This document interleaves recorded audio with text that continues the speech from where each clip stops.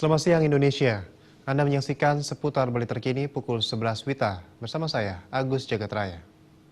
6 KPU Kabupaten Kota di Bali yang menyelenggarakan pemilihan kepala daerah serentak 2015 tidak memperpanjang masa pendaftaran pasangan calon.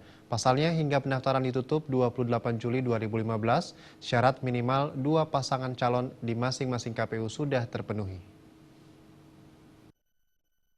Provinsi Bali, IDWKD Wiarse Rakasandi memastikan 6 KPU Kabupaten Kota di Bali tidak memperpanjang masa pendaftaran pasangan calon kepala daerah untuk pemilu kada serentak 2015. Pendaftaran tetap berakhir 28 Juli 2015 sesuai dengan jadwal yang telah ditetapkan. Rakasandi mengatakan KPU di 6 kabupaten kota sudah menerima minimal 2 pasangan calon sebagai syarat utama penyelenggaraan pemilu kada serentak. KPU Kabupaten Jemberana dan Karangasem bahkan menerima lebih dari 2 pasangan calon.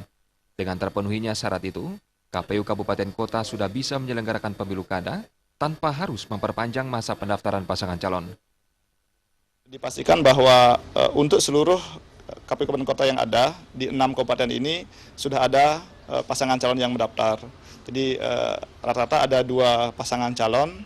Ada juga untuk Kabupaten Jemberana dan Kabupaten Karangasem itu ada 3 pasangan calon yang mendaftar. Jadi dengan demikian sesuai dengan ketentuan bahwa peserta pemilu itu kan minimal ada 2 pasangan calon.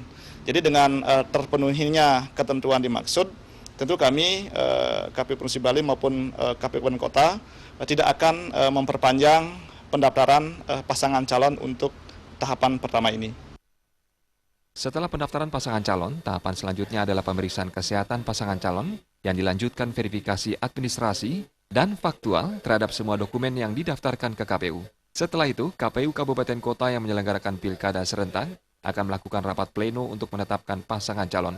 KPU berharap seluruh pasangan calon memenuhi persyaratan administrasi sehingga tahapan pemilu kada dapat berjalan sesuai jadwal.